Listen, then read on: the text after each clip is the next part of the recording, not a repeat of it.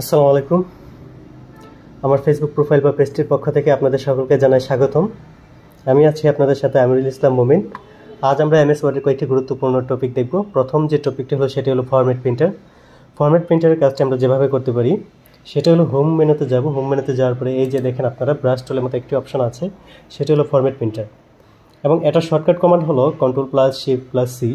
আমরা যে কোনো কিছুর শর্টকাট কমান্ড আমরা যে কাজটি করবো ওই কাজটির উপরে যদি আমরা মাউস পয়েন্টারটি ধরে রাখি তাহলে সেক্ষেত্রে আমাদের শর্টকাট কমান্ডটি দেখা যাবে। তো ফরম্যাট প্রিন্টার কাজটি যেটি সেটি আমরা এখন শুরু করতে যাচ্ছি। আমরা Ctrl+3 দিয়ে নিকোজ করে নিচ্ছি।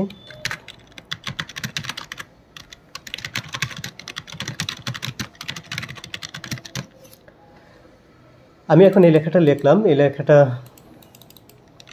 অনেকগুলো কপি করে নিলাম।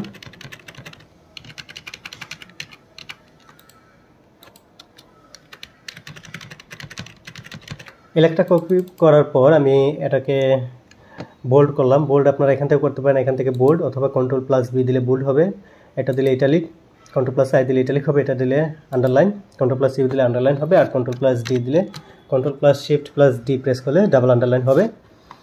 এটা আমরা নিচে ব্যাকগ্রাউন্ড কালার আমরা দিয়ে দিলাম এটি, এবং এটা কালার দিয়ে দিলাম আমরা লাল, লেখার ফন্ট কালার দিয়ে দিলাম লাল।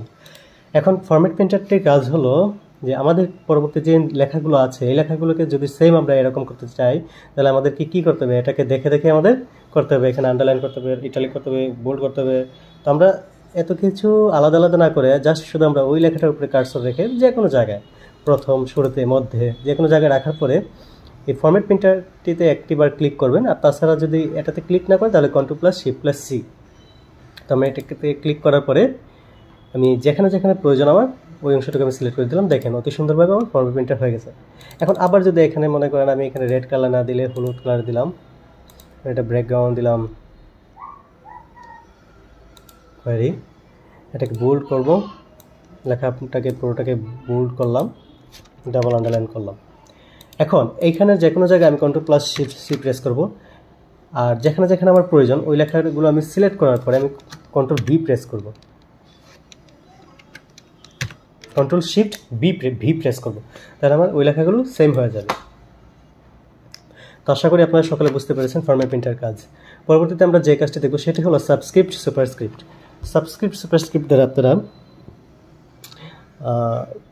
গাণিতিক্যাল ম্যাথমেটিক্যাল টার্মের স্কয়ার এর কাজগুলো করতে পারবেন, রাসায়নিক সংকেত লিখতে পারবেন। তো ইকুয়েশন সম্পর্কিত আমার আরেকটি ভিডিও থাকবে, ওই ভিডিওতে আমি পুরোপুরি দেখাবো কীভাবে ইকুয়েশনের কাজগুলো করতে হয়। তবে এখানেও কিছু কাজ করা যায় সাবস্ক্রিপ্ট সুপারস্ক্রিপ্টে, এই কাজটা এখন দেখাতে যাচ্ছি। আপনার হোম মেনুতে যাওয়ার পরে এই যে দেখেন এটা হলো সাবস্ক্রিপ্ট, এটা হলো সুপারস্ক্রিপ্ট। সাবস্ক্রিপ্টের শর্টকাট কমান্ড হলো Ctrl+, সুপারস্ক্রিপ্টের শর্টকাট কমান্ড হলো Ctrl+Shift =। এখন এখানে যদি আমি লিখি এইচ, নিচে লেখার জন্য আমি কী করবো, Ctrl+ দিয়ে 2 দেব। আবার এটাকে উঠিয়ে দেওয়ার জন্য Ctrl+S4, নিচে লেখার জন্য Ctrl+2, আবার Ctrl+= উঠিয়ে দেব। এভাবে আপনারা লিখতে পারেন। তাছাড়া আপনার মাউস পয়েন্টার থেকেও করতে পারেন। এখানে যদি আমি CO এখন 2 লিখতে চাই, আমি এখানে মাউস পয়েন্টারে ক্লিক করলাম, 2 লেখার পরে এটাকে আবার উঠিয়ে দেব। এখন আমার আবার লেখাগুলো স্বাভাবিক হয়ে গেছে। এখন যদি আরেকটি সংকেত লিখি NS, উপরে যদি লিখতে চাই তাহলে Ctrl+Shift+, তাহলে আমাদের উপরে -4, আবার এটাকে উঠিয়ে দেব। এভাবে আমি যা কিছু তাই লিখতে পারি। এখন আমি যদি এখানে যেমন প্লাস খ এটার উপরে যদি লিখতে চাই তাহলে স্কয়ার উঠিয়ে দেবো, ইকুয়াল দিলাম।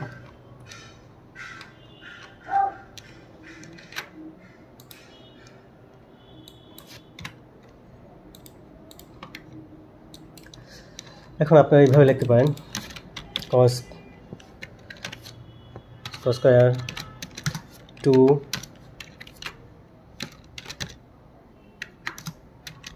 2ab plus খ²। তো এভাবে আপনারা টাইপগুলো করতে পারেন। উপরে লেখার জন্য Ctrl+Shift+, আর নিচে লেখার জন্য Ctrl+। এভাবে আপনারা লেখাগুলো লিখতে পারবেন। তার পরবর্তীতে আমরা আরেকটা কাজে আসি।